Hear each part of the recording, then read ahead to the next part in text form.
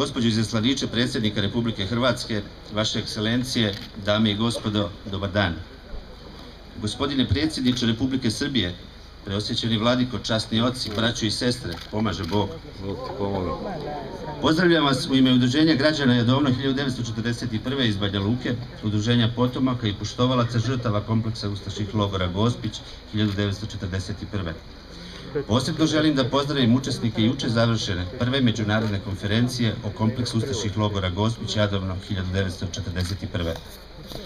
Sa nama su danas naučnici iz Izraela, Italije, Sjedinjenih Američkih Država, Rusije, Hrvatske, Republike Srpske i Srbije, kojima dugujemo zahvalnost za vrijeme i trud koje su odvojili da bi se istina o jadovniškom stradanju verifikovala na način primjeren istorijskoj nauci. Posebno pozdravljam italijanskog senatora gospodina Aimona Finestru, svjedoka i učesnika plemenite akcije italijanske vojske kojem je krajem augusta 1941.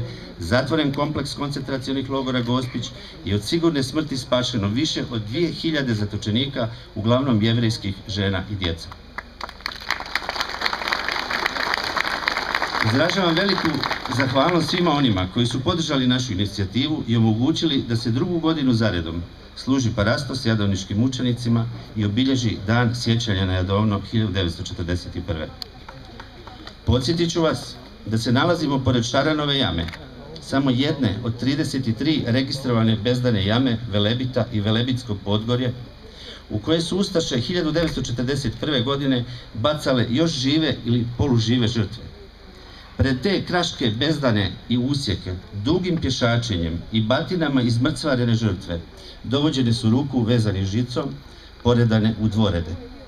Prvu dvojicu ili četvoricu ustaše bi udarile čekićem ili manjem u glavu i survali u jamu, a oni bi svojim tijelima povlačili za sobom ostale nesrećnike. Danima bi se iz jama čulo ječanje i zapomaganje, a samo nekolicina se uspjela živa izvući iz bezdana. Kraške jame su samo jedan dio nekadašnjeg likvidacionog centra kompleksa ustaških logora, čiji je centar bio u tadašnjoj kaznionici okružnog suda u Gospiću.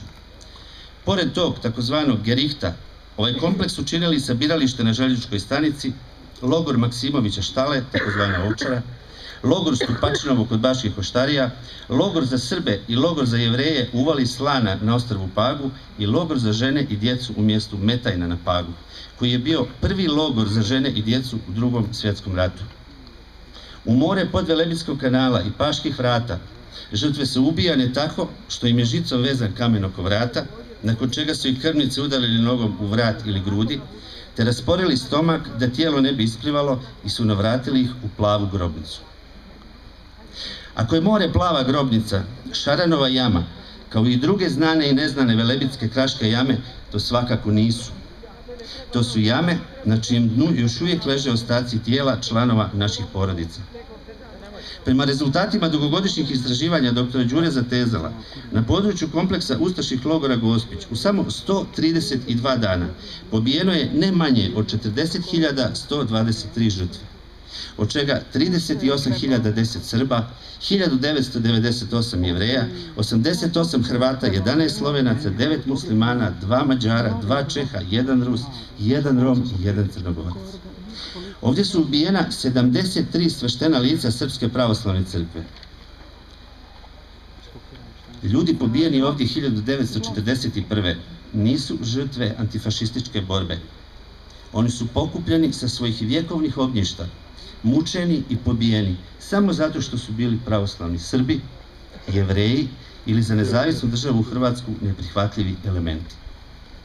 Ne ulazeći u to da li Republika Hrvatska jeste ili nije pravna sljedbenica nezavisne države Hrvatske, neporecivo je da se na njenoj teritoriji nalaze mjesta masovnog zločina, da su žrtve zločina neekshumirane, neidentifikovane i nesahranjene, a da je zanemarivo mali broj zločinaca imenovan ili procesuiran.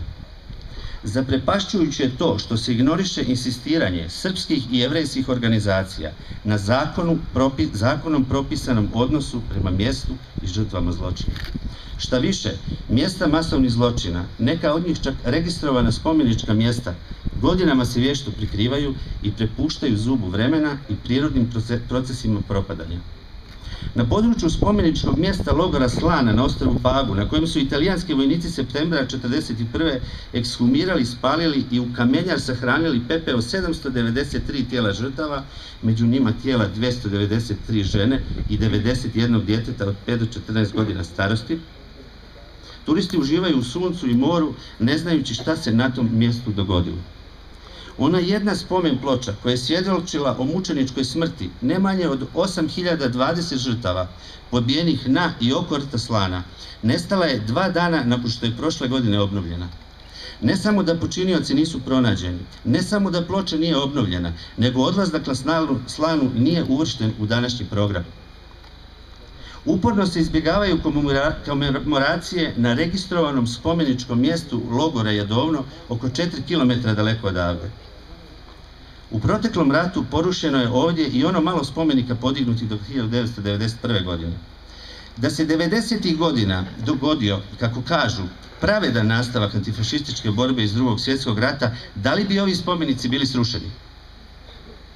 Da li bi potomci žrtava dolazili ovamo iz inostranstva gdje ih u Republici Srbiji i Republici Srpskoj živi najveći broj? Danas, na čitavom području nekadašnjeg kompleksa ustaških logora Gospić 1941. osim ove spomen ploče kod Šarenove jame, obnovljene prošle godine, i ovog Bogu hvala obnovljenog spomenika otkrivenog danas, nema nikakvog drugog spomena da se tu ljeta 1941. dogodio stravičan zločin. Kako drugačije tumačiti ovakav odnos nego kao otvoreno prikrivanje zločina? Legitimno je pravo nas, potomaka žrtava, da tražimo od vlasti Republike Hrvatske dostojan i zakonom predviđen odnos prema mjestima zločina i žrtvama zločina, članovima naših porodica. Sve dok je taj odnos ovakav, kao što je to u današnje vrijeme, nema mjesta govoru o međusobnom povjerenju, a posebno ne o razvijanju prijateljskih odnosa. Hvala.